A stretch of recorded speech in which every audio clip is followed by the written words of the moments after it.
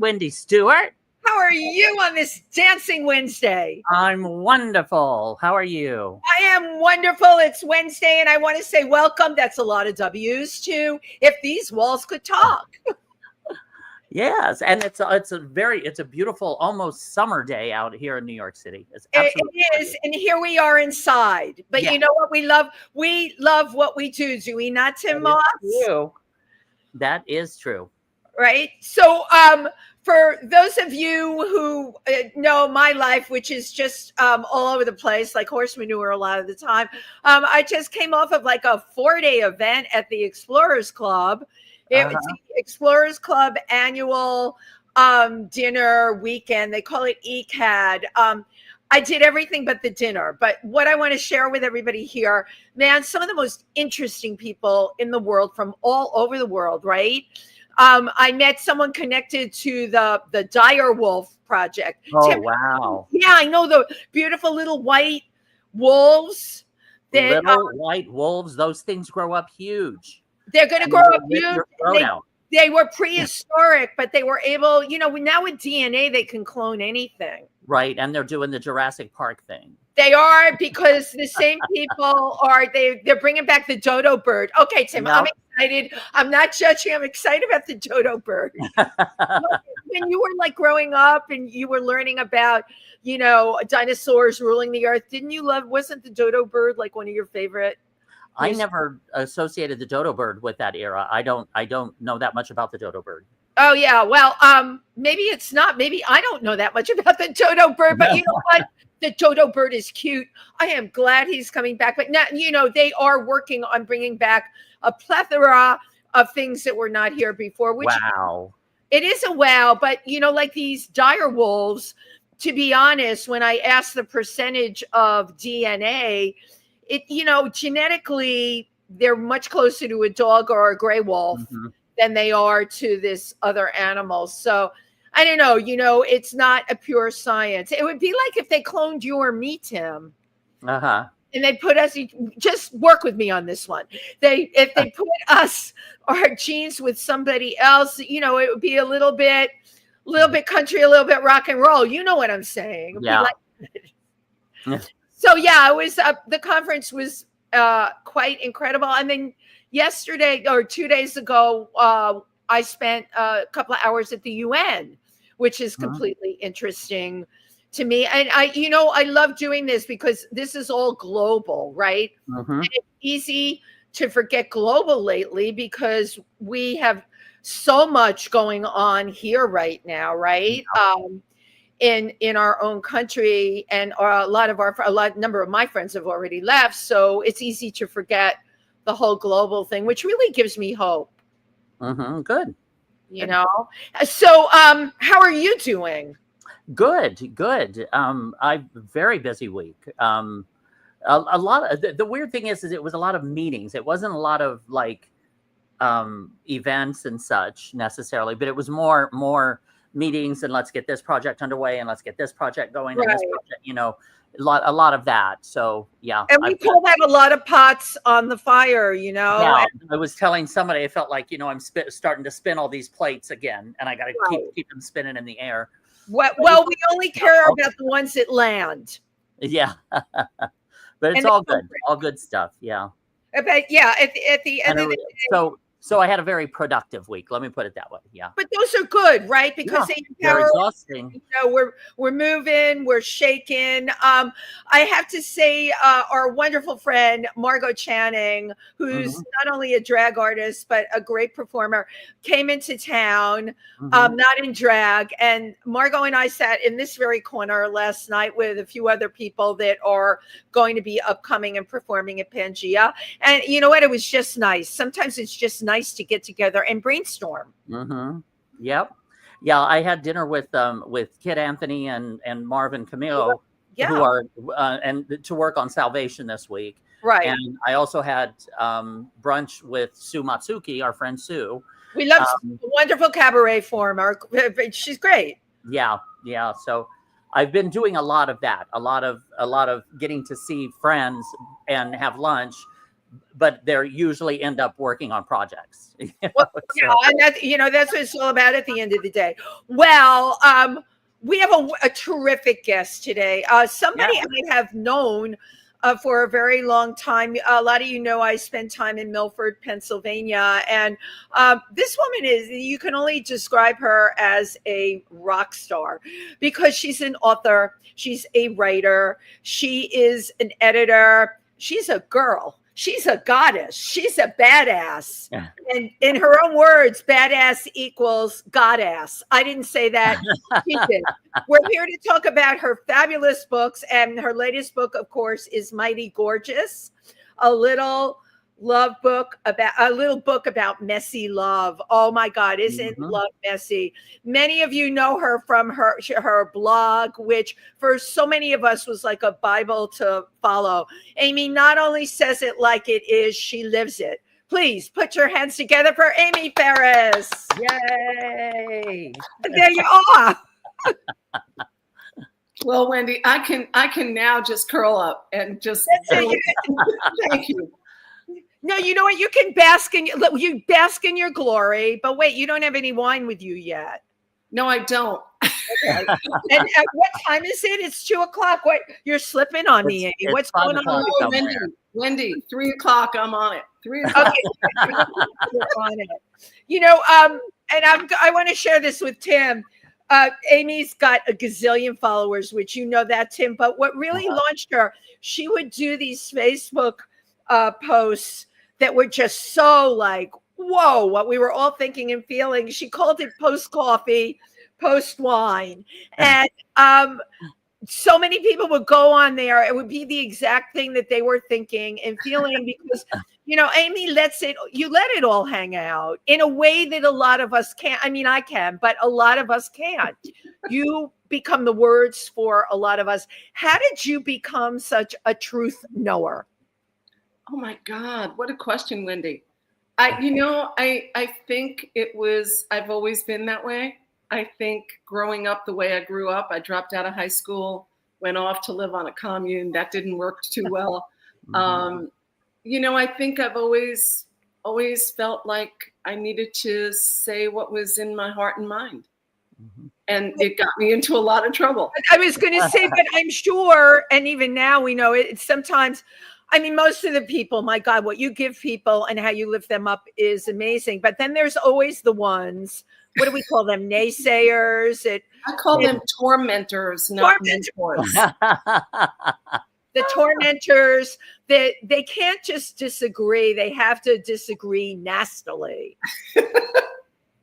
And that is the truth. And I would imagine, like, just in terms of growing up, first of all, enigma to me, I recently, maybe like a year ago, I think I saw you at something where you were talking about that, you got a GED. You're an incredible writer, a screenplay writer. You can edit, and yet you have a GED, So how is this? How did this come about, Amy? What's up in your head? Okay, it came about because I was living out on Long Island and I was so unhappy. I was just, listen, this was back in the 60s and 70s, right? And I didn't remember. No, I'm just joking. I remember what it was like. Of course, I was at the same time you were. Right, exactly. And of course, Tim is much younger, so we won't even talk about that. Tim was an embryo. No, the 60s and 70s to him is probably streets in New York. But I like that. I dropped out of high school and went to live on a commune in Medford, Oregon. I was there for, I think, 3 months or 4 months. I was caught shaving my legs. It's hilarious. It's true. There were about 18 people living in this house. Somebody had just given birth. It was like nuts, fucking crazy. It really was. It was like, oh my God, how the fuck did I get here? But Amy, you were like what? You were like 17 years old when you did this? 16. But okay, so you're from Long Island, right? Jewish, right? How does this? So you know this isn't typical. This is not typical. Well, No, Jewish girls from Long Island do not quit high school. They go to Fortunoffs. They go to Orbach's. They go They to shave their legs and their armpits, though. They do. You know, they go bowling. You know. Where did you find this group? How did you find them? Well, I grew up in East Meadow, and a couple of the folks that moved to Medford grew up in East Meadow, and they became musicians. And I had a crush on this guy. You know, we kissed in the back of my father's car, and I thought, oh my God, wherever he goes, I'm going with him. Yeah. And I ended up in Medford, Oregon. And wow. Yes, and I was shaving my legs. And my leg was on the sink. You know how, Wendy, you put your leg on the sink and you're I do. And somebody barged in and told me that I had to leave. And they put me in a car, in a little Volkswagen Beetle, and drove me to San Francisco. Oh my God. Here's what's upsetting me about this.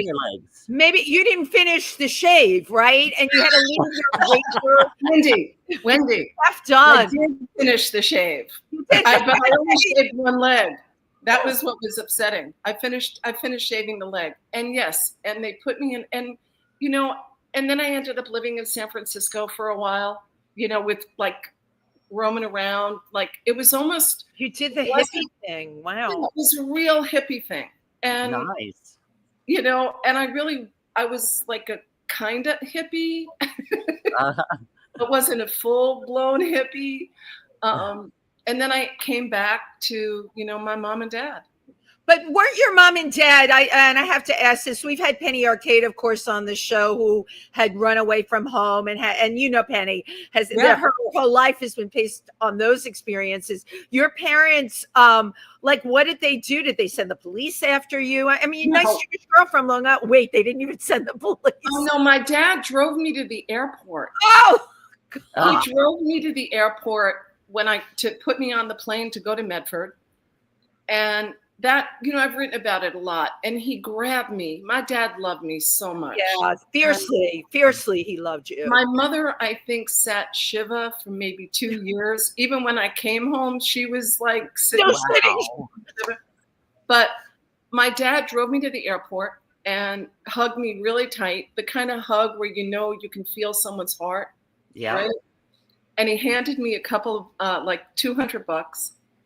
And he said to me, I can't make your mistakes for you.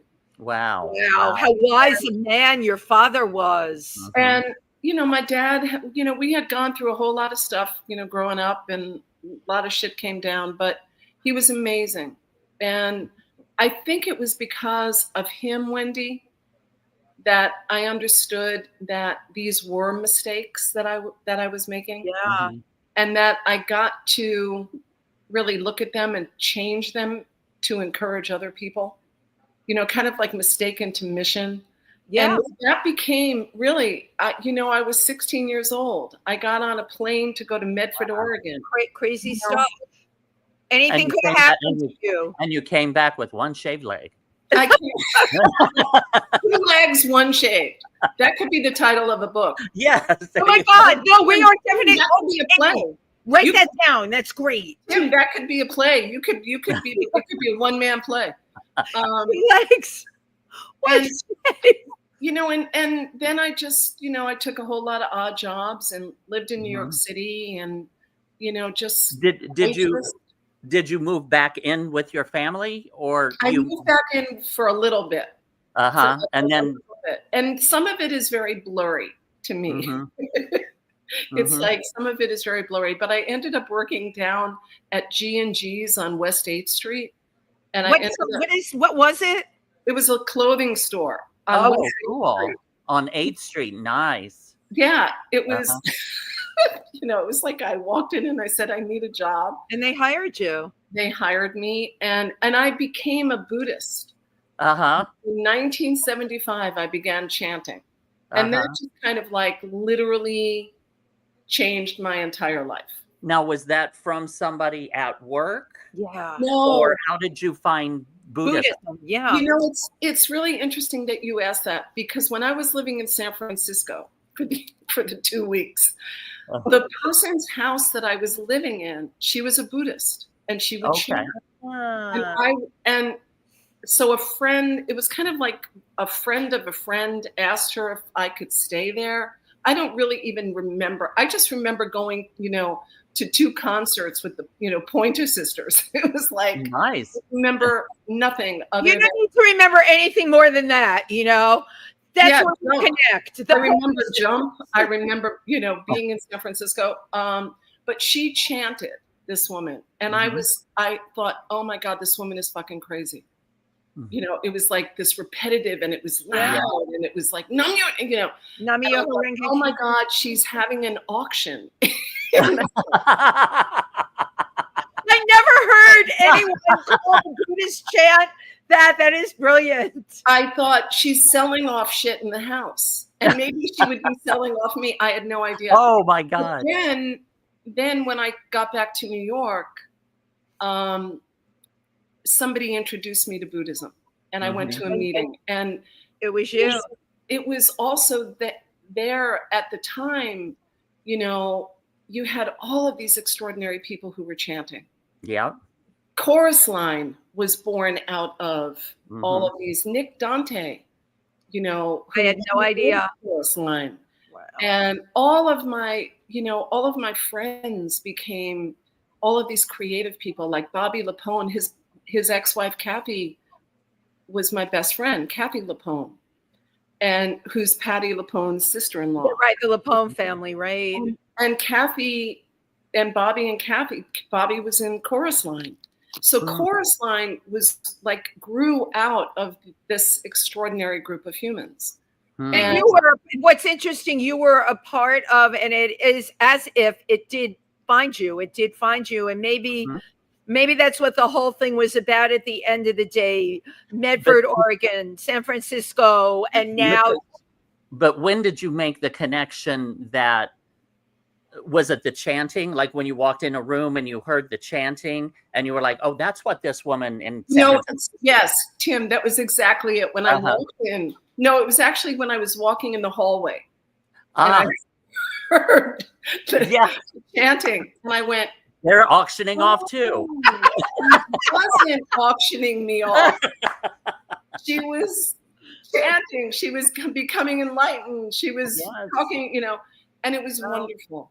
And wow, that's amazing. And we're talking 50 years, and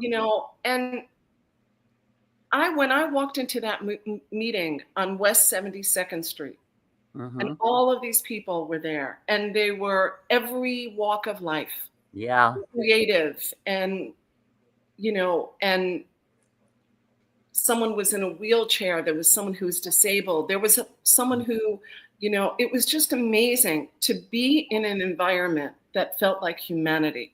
Yeah. My God, I love the way you just phrased that. And I'm thinking of now, because I supported a friend. I walked into an AA meeting that looked like that. But I wonder if we here in New York now, I did go to a Buddhist meeting downtown. I remember looking around the room and not seeing the kinds of things you're describing, although this is a totally different time, right? Oh yeah, and back then, and I just want to say what was born out of all of that. Eve Ensler wrote the Vagina Monologues. Absolutely. Stephen Sater, who's my brother, he wrote Spring Awakening. And you had Nick Dante, and you had James Lacine, who's now Celeste Lacine, and he founded the Trevor Project. Wow. And my best buddy, Beth Brode, who lives in California. I mean, this is, we were all searching, right? And we were all creative. And we all tapped into something that we all needed from each other. But what came out of it was this is what I'm thinking of now, such brilliant work. And I have to think a lot of it had to do with the times. Yes. Remember, it was truth seeking then, and what things look like. I always talk about where were we in history, because I find that it affects who we are. And I'm thinking about all of you and where you were at that time, because These people all went on to really do great, impactful, and that's important, creative things, not to, look at things and say they're not as good, but these, you're talking huge things. But creative things that affected humanity. Yes, thank you, Tim. Mm-hmm. Right. Absolutely. And the thing about it too, Tim, was we were all kind of misfits. Mm-hmm. We were misfits. And, some of us, like me, I dropped out of high school. And other people were, trying to, coming to terms with their sexual identity. And others were, coming to terms with, stepping out of their family's history. It's phenomenal when you join a community. Right. That inspires you to be the best that you can be. Right. Absolutely. It embraces you, because obviously the commune was your first shot out of the bag to try join community. That didn't go so well. But Medford, Oregon definitely was like the antithesis of, anything. It was just. But what an experience. Yeah, I mean, really you saw at an early age a completely different type of community. I did. And I also knew at an early age, because I dropped out of high school and I had done something that, was so completely different. I wasn't in American society. Yes. Yeah, I wasn't going to go to community college. I wasn't going to graduate and date the boy and get married and have the typical stuff. And go to prom and I didn't. And I remember somebody asking me a really long time ago, what would you tell your younger self? That whole, what would you tell? I read about that online. Yeah, that's fun when people ask that. What would you have told yourself, younger self? Do everything that you're going to do, because it'll make you the woman you are. I'm not going to tell my younger self, hey, don't fuck that guy. Fuck him. Maybe leave him sooner, but I feel that your father was saying that to you. He drove you to the airport. Yes, he did. And he said, go find yourself. I love you. I'll be here when you come back. But I think if you had a different kind of parent, we would be having a totally different conversation, and you would not be the highly enlightened, highly evolved person you are now. Wendy, I think if I had a different parent, I'd be in the Women's Correctional Center. Right. I just creating bingo nights. A couple of things. One is I saw this interesting comedy sketch that was put together about a young woman that goes in. She's looking for a job, and she's saying, oh yes, I've worked here and I've worked here and I've got this experience and this, and I can do this for your company and this for your business, and I'm very much qualified for this job. And he goes, oh my gosh, yes you are, but what degree do you have? And she goes, well, I didn't go to college. I didn't finish college. Oh yeah, well, you need a degree to work here. And he goes, she goes, but I'm overly qualified. And she goes, well, what degree did you get? And he goes, I got it in dance. But he had a degree, so he gets to work there. And it's so stupid how we put such emphasis. Well, not stupid necessarily, but and because you choosing to leave, you were out experiencing life, and humanity, and while other people are going to school to read books that were written by people who were out there living life and recording their experiences. Amy, to me,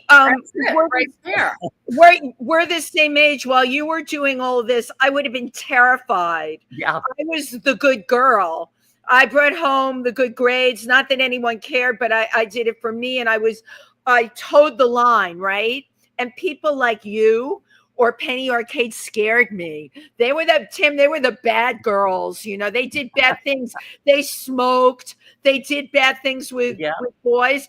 I was never that person. And I, even through college, but it is interesting how we all end up finding our truth in our own way at the end of the day. You took many more risks than I ever would have back then, but I take tons of risks now. So I guess it's about, at the end of the day, getting to who you are and being comfortable in your own skin and not being able to take people with you on your journey. You've taken so many people on your journey with you. I have. And, I think it all comes down to one thing. I think my leaving home was because I grew up in a family with my mother specifically. Yeah. Who didn't pay attention to me, and she didn't nurture me. And she, and I think my leaving home had more to do with wanting her to find me. Here I am, Mom. Than for me to be rebellious. And I've thought long and hard about this because that's deep. I think all of us, there isn't one person that is not looking for love. And however we do it, whether we're a public figure, whether it's, and I think I wanted my mom to notice that I was gone. Wow. And she didn't. Oh my God. It was my relationship with her, and Wendy, because of my relationship with her really changed when my mom was, diagnosed with dementia. Because that's the, what do I call it? The door opener, right? Yes. I want to read a quote here that I took off of your Facebook page. Tim, Amy just got an award from PC Dems, one of our wonderful groups in Milford. And she got the first. Yeah. And she, in her Facebook post, besides thanking, she wrote this. Mom, at the end of her life, said, I never wanted anyone to love you. I wanted everyone to love me. And it caused Amy a great deal of pain. Wow. And this recognition that you got, and it's not just PC Gems, you get recognition, my God, the amount of accolades and things that you've gotten. It's really quite ironic. But your mother never wanted that for you. She wanted that for herself. How ironic life is, right? Yeah. Yes. And I think, Tim, just to fill you in a little bit, my mom was living in Albuquerque or in New Mexico in an assisted living facility. And I went there probably a couple of weeks or maybe a month before she had died. And I spent some time with her and I was, my whole life was completely different. I had a husband and I had all this incredible love. And my career was really going. And, I was lying in bed with her and, we were watching cartoons or whatever. And she turned to me and it was almost like a moment of unbelievable clarity.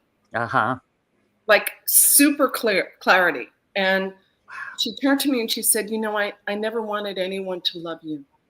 I wanted everyone to love me. Wow. And it was such, it was such a moment of,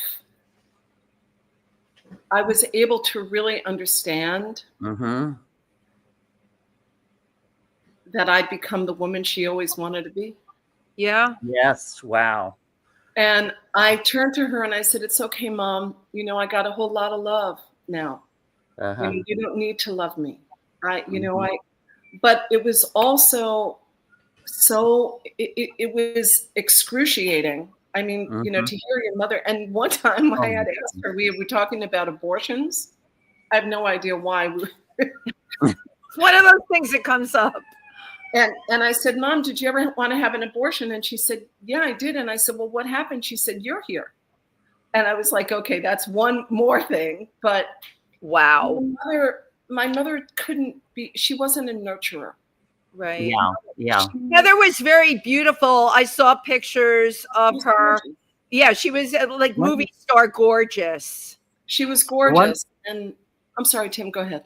No, I was just going to say, did she view you as a competition of some sorts? Sure, to where if you weren't here, I would be getting all the attention. But now everybody's looking at the young you and the little you and that type of thing. I think it was more when I was little and growing up. And, she she needed all the attention. And right. she And needed it, narcissistic. yeah, very Yeah. much so. Yeah. And, you know, she didn't know how to love. Mm-hmm. She Right. didn't know how to love a lot of people. She can only like love one person at a time, kind of thing. Wow. Go ahead. That is Well, really I was tough. just Yeah. I was just going to say, and I can only imagine for you always having a desire to be loved and Yeah. looking for validation and looking for Approval. approval and acceptance and all of this and from Yeah. this group or these people, or that would, oh my goodness, that would have, yeah. And I think that, Wendy, just to reel it back, that's why it's kind of like I made a promise to myself that I was never going to be like her. Right. Mhm. And so it's why I really love championing other people. It's You why I do. really Yeah. love lifting other people. It's why I can't, you know, when women compete with each other, I Ugh. just want to slap them and go, there's not only enough pie, but you can bake pie. Yeah. Yes. You know, you can really like bake a pie. True. You know, it's That's just true. not one pie. Right. And you Mhm. could sit around and eat that pie with a lot of your friends, and you can all pat each other on the back and talk about Mhm. how delicious it tastes. And isn't that a better place to be? Isn't But it? in a perfect world, and it's not a perfect world, but what I love about you and have always loved, you champion other women. You Mhm. will become the wind beneath their wings. I do notice, like, because and I do read comments. I can't read all of them because you get so many comments on your page, but you do get the group, Tim. And Tim's another one with a big heart that people want to turn to. Because when Tim talks, he talks from his heart. He's sincere. But you do get the people that are the whiners. And that's where I kind of fall apart because I'm a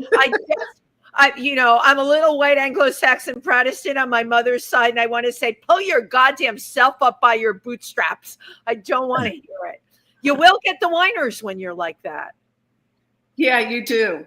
And you're cool, Amy, because you always give it like advice and, meaningful and all of that. I'm curious. You have a tremendously successful career. And when your mother was alive, she got to watch that happen. How did she deal with that? You know, she was really proud of me. Okay, Good. great. Good. She was really proud of me. And I think, I think because I didn't need her to love me, because I wasn't that little girl, because I had my life that I had, created this life with Ken and this career. I don't think she felt threatened. I wasn't competition to her. Mhm. And so at the end of her life, she was proud. Yeah. She was very proud of me. And certainly what you had done and really against all odds, it wasn't like you had Ivy League college training. My daughter took a lot of courses in how to write. You didn't take any. No. Right. You could just do. But you certainly had a lot of courses in life. That's it, Tim. I did. Right. And I do, and it's still, I still get very intimidated when somebody says to me, "Oh, well, where'd you go to college?" Or, it's one of those things where it stirs up a lot of crap. Yeah. The feeling of you're a sham. And I know, so many people feel that way. Imposter syndrome. We talk about that all the time, right? Because I didn't do any of the traditional things. Right. I didn't, and I also think that that's important to keep encouraging people, because so many people have a fire inside of them. Yeah. So afraid that if they do something that goes against, what's traditional or normal, or God only knows there's no normal anymore anyway. No, that blew up. But, it's important that we just all pay attention to what it is we want. Right. I agree. What I always talk about with Tim, you have to keep your eye on the prize. Lord knows the distractions are now more than ever. I mean, there's so much static everywhere. And the challenge in these times is, like, Tim and I started our program. Tim's talking about all the projects he's working on. And, you know, he is keeping his eye on the prize and taking the things that have value and working on developing them. That is not easy to do in these times, because there's always, from the news to, the negativity of other people saying to you, why are you doing this? Why are you doing that? No. I tend to keep, in terms of how I handle things, all my stuff to myself till I'm ready to launch it. When I want somebody's valuable opinion or help, I always tell Tim, we're very lucky. We have an incredible group of friends all over, and Milford, of course, Amy. But here in New York, just in terms of creatively, we support each other's projects. We're in each other's shows. We're in each other's films. If anyone's doing anything anywhere, we do our best to get there. That is a real gift to have that. I don't take that for granted one minute. Oh, it's so important. And it is a gift. Right. It is such a gift. It's the people that are going to champion you. Now, Tim, I knew about Amy and Milford, but I first came upon her because she wrote this book, Marrying George Clooney. Yes. The title alone, we're like, okay, this is some crazy shit. Right? It's Amy, who has a great husband, fantasized about George Clooney. Amy, can you take it away and give us a little bit of backstory about Marrying George Clooney, Confessions of a Midlife Crisis? I can. I was living in, first of all, I was in the thick of menopause. And being in the thick of menopause is a hell unlike any other. It is. Really, it's being 12 years old in a 55-year-old body. Wow. I mean, really, it's like your hormones and all this shit is going on. And to me, it's like everything that I ignored as a kid came roaring back. Wow. Really. I mean, I say that. And so we were living in New York City. We were here on weekends. My husband was a filmmaker. He was a cameraman. And we were living in the city. And I was getting up in the middle of the night, or I was awake in the middle of the night. And the very first thing I did was I sat at my computer and I was Googling old boyfriends. Come on, we've all been there. I put names in, and all of a sudden it was like, oh my fucking God, that guy became that? Or the drug dealer that I knew growing up became a born again. And all kinds of crazy stuff. And I was like, wow, this is so cool. Googling old boyfriends and, putting their names in. And that became the first chapter ultimately of the book. And I just was up in the middle of the night writing all this goofy stuff, like, spa holidays and where can I go? It just all kinds of weird shit. Well, it's very much the stream of consciousness, right? Yeah, right. You're knee deep in hot flashes. Maybe you've smoked a joint, or now you have a joint and wine. It's 3:30 in the morning. You start that Google thing. You're wired for sound. That's what and you just can't stop. And the thing about it was, so I had about 40 or 50 pages. I had no fucking clue if this was good or not good, and I gave it to a friend of mine. Her name is Carla Singer, and she's, a television producer person, and she loved it. And she gave it to her agent friend, who called me up and said, we want this book and we're going to sell it. Wow. And so it literally, and then that's how I met Brooke Warner, because she was working at Seal Press. Right. This was in 2007. Okay, so we're talking hundreds of years ago. Wow, it's like an eternity. Oh my God, I was a size 3. And Brooke read the book on the BART. She read the pages and walked into Seal Press and said to the publisher, we are buying this book. Wow. now. Wow. So it was a preemptive bid. And I loved Seal Press because it was a feminist press. And so that's how Marrying George Clooney began. It began, but then what happened was, it was originally going to be like a funny memoir, right? And in the middle of writing this funny, weird, wacky memoir, my mother was diagnosed with dementia. And I called up my publisher and I said, what should I do? Because I was really conflicted because I was writing. And now my mom and I were not very close. You know, we had a close relationship, but we weren't, you know, there was a lot of shit. It wasn't warm and fuzzy, as we say. Yeah, no, there was a lot of shit that, and she said, I want you to take a sharp left and start writing about that. Wow. So if you see in the book, there's literally like a break. And it's now becomes about my relationship with my mother. Yeah. Wow. And I called it menopause because it was her having dementia, me in menopause. So it was demenopause. Oh, hold on a sec. Demenopause. D-E-M-E.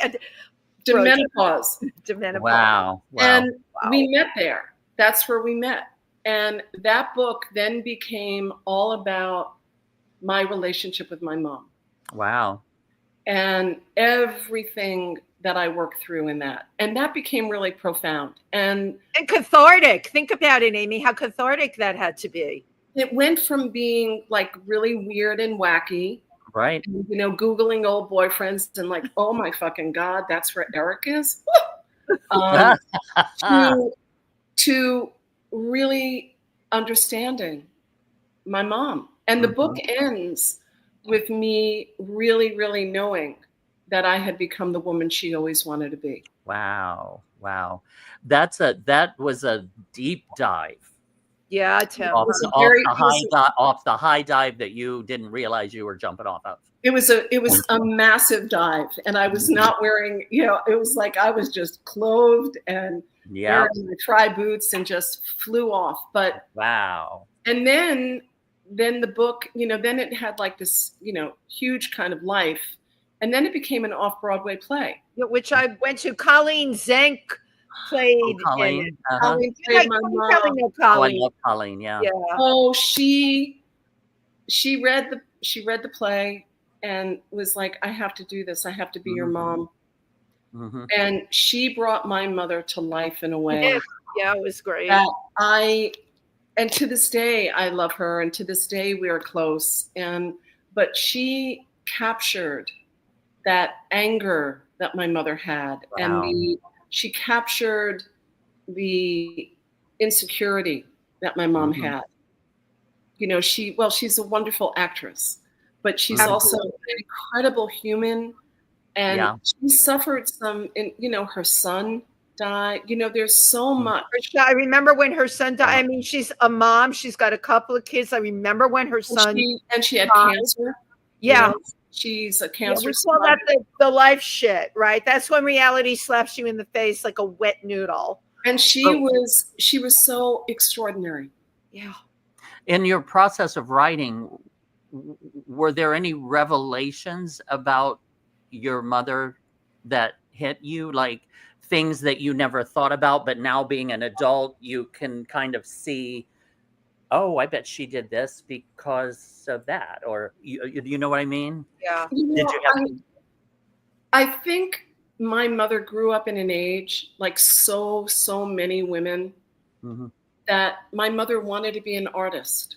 My mother got accepted back in the 40s in like Cooper Union. My mother was a very creative person.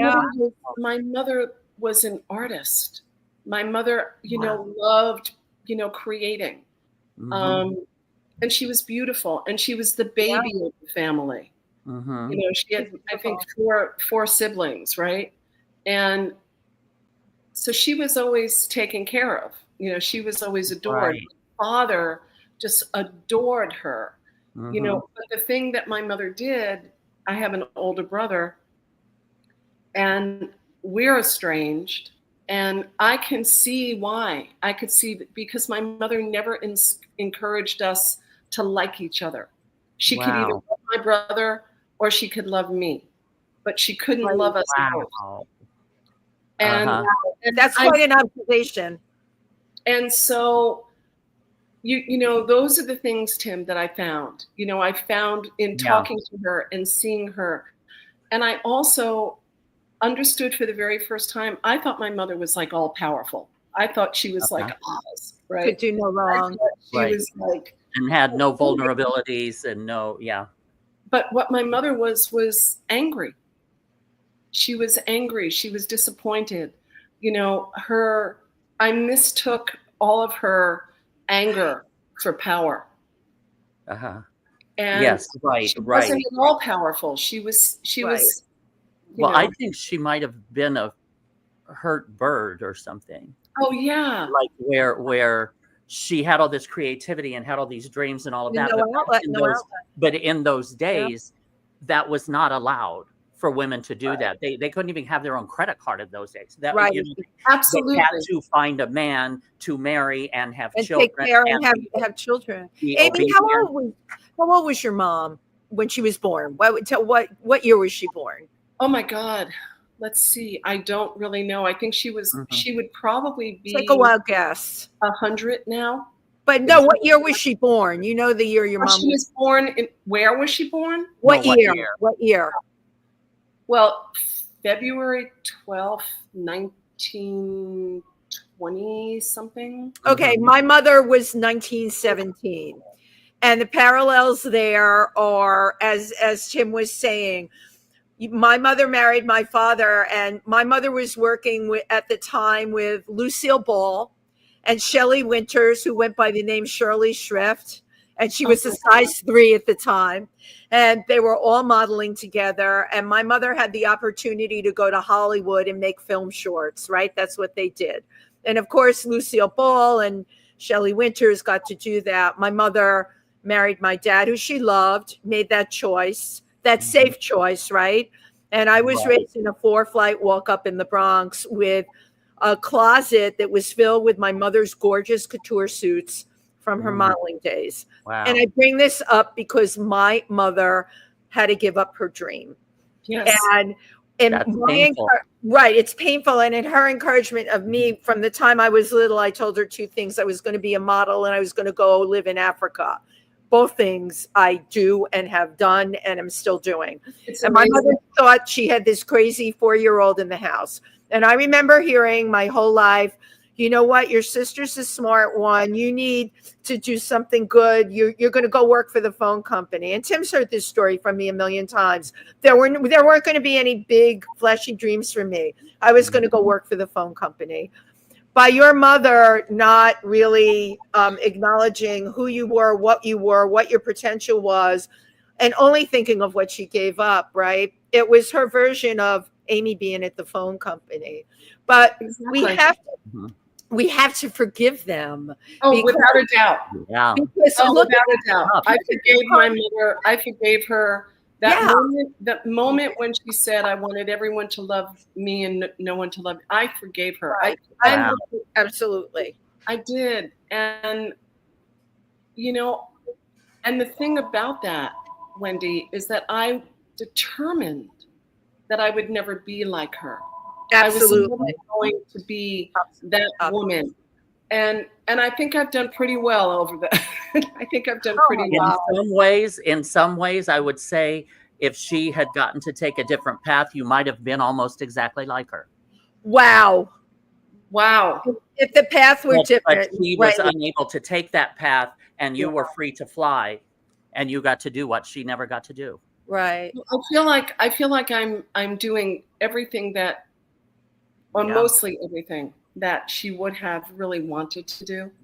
And you know, all of these women that I talk to, you know, it's the same kind of thing where their mothers gave up those dreams. They put those dreams in the back of a drawer. You know, they weren't going to be artists, or it wasn't their thing.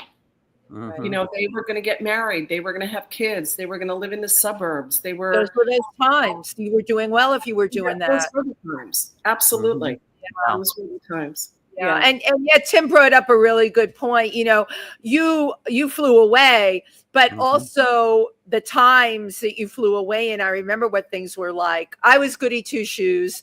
You were done. You flew away, and the times would support that, right? The love-ins, Woodstock, all of that. But Tim came up with a good point. We've come full circle here, haven't we? I'm sure your mom is shining down on you and probably championing you for everything you're doing, not only for yourself, but for all the other women that are out there, Amy. I mean, your books really speak to all of us. Amy also edited Shades of Blue. It was an anthology of writers talking about depression. And there were people I knew that wrote in there. And I'm like, oh my God, I never realized that they got depressed about anything, right? You find out about people. That was born out of Robin Williams taking his own life. Suicide, yeah. And it was, and the thing about it was that I was reading a lot of stuff on Facebook and on social media where people thought he was really selfish. I remember reading those posts too. And that just broke me because, and I thought, you know what? I'm going to write about when I was 14 and I tried to kill myself. I had never talked about it, never wanted to talk about it, but I put it out there. And I wrote I wrote a post. And that post, no exaggeration, was shared thousands of times. And people were like, thank you for writing that. Or, you know, and some, of course, are always, you know, flaming assholes. But but it was because of that and because of how people were saying he was so selfish that I decided I needed to put together an anthology. Because I knew that there were thousands upon thousands upon thousands of people out there who suffer from depression, who suffer from suicide ideation, who suffer from you know, all that. And I reached out to my publisher and they gave me a green light and they gave me a go ahead. And I reached out to 40 or 50 people who I knew. And I said that I wanted it to, because Seal Press at the time was mostly women centric. And I said that I really wanted the book to be all gender. I didn't want it to be just women, and they were all in. And I reached out to 40 or 50 people who I knew suffered from one shade of blue. And 37 responded. Wow. Yeah. I wanted to tell their story. And so, you know, like Mark King and, you know, all of these incredible humans who thought, I mean, my friend Jimmy Camp, who's out in California, he was, I have to write my story. Thank you. Wow. You know, and they all wrote it and it was incredible. And what we ended up doing is, fortunately, because of NAMI and because of two other organizations that are, their names are now escaping me, but Suicide Prevention Line, and there's a bunch. No, but there were two organizations that came together, and I think one was called the Depressed Cake Shop. Which was born in London. Wow.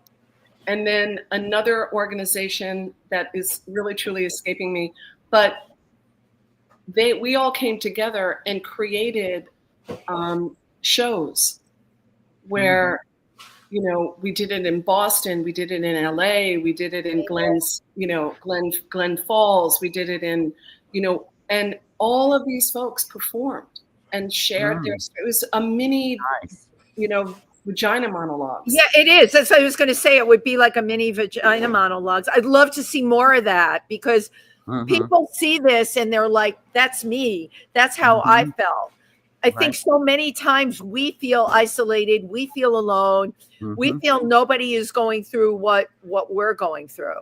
Oh, okay. The other organization is called This Is My Brave. Okay. that was founded by two amazing women, and they all came together and said, let's do this. Nice. And, you know, most of the proceeds went to NAMI, and which was incredible. But that was a moment where people really needed to talk about the pain that they were in. Right. And it was an outlet. And it was really born out of people saying, wow, how selfish. It's like, you don't get wow. it. Yeah. You don't get it. It isn't selfish. Right. You try living in your body that is filled with so much pain. Try it, right? Absolutely. And I wanted to just, you know, 86 that stigma. And you did, which shows how using a creative vehicle really can do that. You know, we have to start addressing these things. You certainly do. But, you know, I don't have to tell both of you. We are all reading, especially since November, incredible things on Facebook. Many of our people we know have gotten off of Facebook. I don't believe in doing that. I think as a great thing, you can find support on Facebook depending on, you know, who are the people that you're dealing with. And if you see the negative thing, you just delete it, scroll past it, or block the person. I've created a perfect world on Facebook. Yes. My world is magical on Facebook. It's all about kumbaya moments, one after the next. And Tim, you always have yourself with somebody on there. It's like, oh, you met this great person, and you'll say a thing or two about what they're doing. Amy, you too. You'll also talk about what you're feeling that day, and then there'll be a few hundred responses, commentary, or whatever. All of us are creating. No, it's true. It's true. I'm actually working with a woman right now. She's remarkable. Her name is Karen Haney, and she's writing a book about being a widow twice. Wow. It's such just to, I mean, the way that she's writing this and the beauty of it and the weaving of love. And, you know, we don't talk about those things. Right. But you know, I do. I know. Wendy, the reason I'm bringing it up is because I know you do. But I share that. But you know what? There was somebody that we mutually know in Milford. And I said the thing I suffered from the most when Alan died, because I was surrounded by hundreds of wonderful friends, but I wanted to talk to like 8 women that were grieving their husbands. I wanted a little group, a support group. Yeah. I could not find that. They were all online. I couldn't find anything in person. And I knew I would be the one to have to create it in person, and I didn't have the time. But there was someone in Milford who told me there was a group, and I'm like, oh, great. When do you meet? I'm not out every weekend, but I would like to get together with just to share. Maybe it would affect my writing or my thinking, or maybe I could help another woman. And this woman said to me, well, I'll have to talk to the woman who runs it. You know, we just don't let everybody in. And it's somebody we mutually know. And I was like, okay, you have totally and completely pissed me off. And I am just moving forward. I have so many great women friends now because I have looked for them. They've lost their husbands.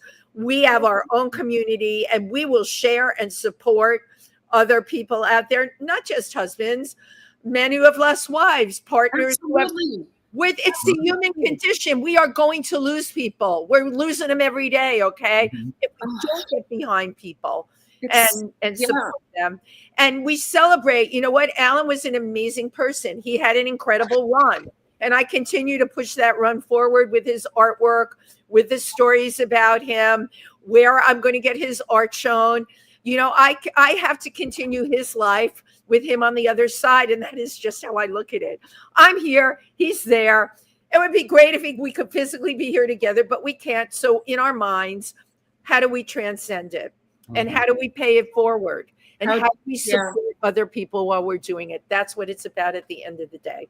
Yes, and that's what community should be. Thank you. Absolutely. Thank you. That is what should be. Yes, Tim. No, Amy, I just want to say thank you so much for everything you have done and you've contributed. And there was one quote that I just loved, and it said, she is dedicated to helping women awaken to their greatness. That is a wonderful, wonderful thing. that is that to help other women discover the wonderful things about themselves. Which makes me want to ask you, Amy, what woman, because you know some real heavy hitters, what woman that you can name or women that really helped you realize your greatness? You know, I can name a few. Carol Jenkins. Okay. Carol Jenkins took me under her wing when the Women's Media Center was being put together. And I love this woman with every fiber in me. She took me under her wing and encouraged me to write. Of course. She did. You could. Encouraged me to write. My Beth Brode, who is everything plus more to me as a friend, as a woman. Yep. Support. Oh my God. Yeah. You know, Suzanne Braun-Levine, you know, her life and Ms. Magazine. Yes. and she's Ms. Magazine. Yeah, these are great women. You know, and Suzanne and Sean and Bob and I co-founded the Readers and Writers Festival in Milford. Yeah, I want to get Tim out for one of those. Sure. Be great if you could come out this year. A lot of our friends that are writers have been speakers there. I think Brooke Warner is up there with women who've encouraged me. Karen Haycox, who lived here for just a short period of time. Habitat for Humanity. But Karen Haycox, you know, she's fierce as almighty fuck. She is. And Wendy, you do. And I think, you know, Lisa Jenkins now, who I've gotten to be close with. Amazing person, yeah. These are women that want other women to shine. Right. Mm-hmm. That's wonderful. You know, and I have a whole list of women, but you know, I can go alphabetical, but I think the women who don't want you to shine, you know, you can tell. Yeah. You really can. You know, you get that feeling. And it's the question, I'm going to phrase it the way they do. And I got this a lot after Alan passed away. So, Wendy, how are you? That translates to, I want to hear that you're like fucking feeling like shit. You know, that you're immobilized. That's where, if you listen to the intonation. So how are you? That's how are you really? It's the really. Right. it's the add-on of really. Right. That, you know, okay, just give you an example. My friend Beth, you know, all of the shit in the Palisades, right? You know, she's lost her home. She's lost her community. She's in California. And she's so real and so raw. And somebody said to her, "Oh, you're going to be fine." And she said, "I am 74 years old. Right. I am, this is really shit." Yeah. You know, and I think that's, we're afraid for someone to tell us how we really feel. Right. We're so afraid. You know, John Hellman said something not that long ago, and it has struck me really. We were talking about the political environment. And he said something to the effect that all of these folks who are like, you know, LGBT and, oh my God, women. And he said, it's all fear. It's fear of how, it's fear of feelings. It's fear of, you know, talking about something that you're uncomfortable with or don't know about. You know, it's easier to be fed bullshit than it is to own your own heart. And that's something that it's much easier to spout all this crap. Yeah. And then why do you give a shit if someone is dressed in drag? Why does that offend you? How does that affect your life, and why would you even like comment on it, other than from the time I was a little kid? Drag always made me smile because it wasn't this thing drag. It was this magical person standing in front of me and making me feel good about me because they looked so incredible. And it's all fear. It's all that feeling of, ooh, I like this. Or, ooh, you know, it all just bubbles up and you kind of like have to push all of that down. You know, ooh, I like that guy. No, you can't. No, you can't. No, you can't like that. You can't.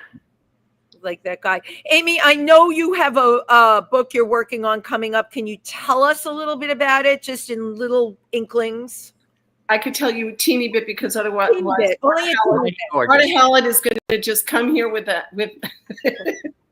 So it's called Amy in Retrograde, and it's a tiny little book, literally tiny little book, and it's about my addiction to psychics. Oh, we didn't even get to that today. Well, that's a whole other show because you're talking to somebody right here. Oh, it starts in it's all about my addiction to psychics, my addiction to, to all kinds of shit. You got good company here. That's a whole other show. Well, Marta's going to be thrilled to hear that. And and once the book comes out, you have to come back on. Oh, I will. Because now we're not going to leave you alone. We have a couple of comments today. I want to firstly, I just wanted to ask you about hashtag Me Too the musical. Oh, we're not talking about that. Okay, forget that. It died a long time ago. Okay, never mind. Right, so now we're just jumping into comments. Suze Valves Genero is a wonderful designer, always tunes in, loyal friend. Hello, dolls. Hello, Suze. Timothy Moreland, who we love and adore. We love Timothy. Timothy, said so true. Could have been any of the comments you made. The amazing Rose Trentman, who you would absolutely love and adore. Hello, my dear friends. It's the unmasking of their true colors when they ask you, so how are you feeling? Yeah. Rose, ain't that the truth? Is that not an unmasking? You know, Amy, you are like 2 more hours. That's what you are. Because we can do the deep dive with you, Amy Ferris. And I just want to add one thing. Yeah, so sure. with Amy in Retrograde, Marta Kaufman is doing the forward, and Marta created Friends and Grace and Frankie, and she's my heart. That's fabulous. She is my heart, and so she's doing the forward for the book, and it's going to be like just this super funny, wonderful, weird. Yeah, no dementia. There's no dementia in it. No, because you're in retrograde. We don't need dementia. It's just straight crazy. Now, what about Mighty Gorgeous? Mighty Gorgeous is out. Mighty Gorgeous. Okay, we can talk about that. Yes, okay. Mighty Gorgeous. Yes. You can buy it. It's in bookstores. Yeah. Wonderful. Amy, you're so much fun. And thank you for taking time out of your busy day to hang out with Tim and I. It's a gorgeous day, as I brought out before. We're all inside. Apollo Cabrera just came on there. Thank you, honey, for tuning in. We love everybody that watches us. We will, of course, be back next week. Before Amy goes, though, many of you know Amy. She will have an entire post with the F-bomb in it. One after the next after. She did not say the F word once on the show. Yeah, there was a couple of them, but they were slipped in real easily. Yeah. Okay, go for it. You want me to say fuck? Yeah, there you go. Thank you. Yes, I love it just the way it was. You want me to say fuck. You did it. Thank you. That's all you need to do. It doesn't need to be a whole string. We're very so much. This was so fun. Oh my God. Thank you. We love you to death. And Suze, of course, said thanks. I don't know whether she's thanking you for finally saying fuck or no. But make sure you get Amy's books. They're available at Amazon. A shout out here to Seal Press, and I'm going to tell you why. I saw an amazing play called Becoming Eve about someone from a Hasidic background who was a rabbi who transgendered. The show was Blow Away, and it was based on her book, which is available. Seal Press is one of the publishing companies that took that book on. You have to check it out. You'll be blown away. The play was absolutely, and She Writes Press, which is Brooke Warner. That's Brooke Warner as She Writes. Exactly. Both of those. So yeah. Shout out to both of them. Thank you, everyone who tuned in today. And Amy, don't forget, don't go away. We're going to take a picture. Go away. Okay. Thank you, everyone. We'll see you next week. Bye-bye.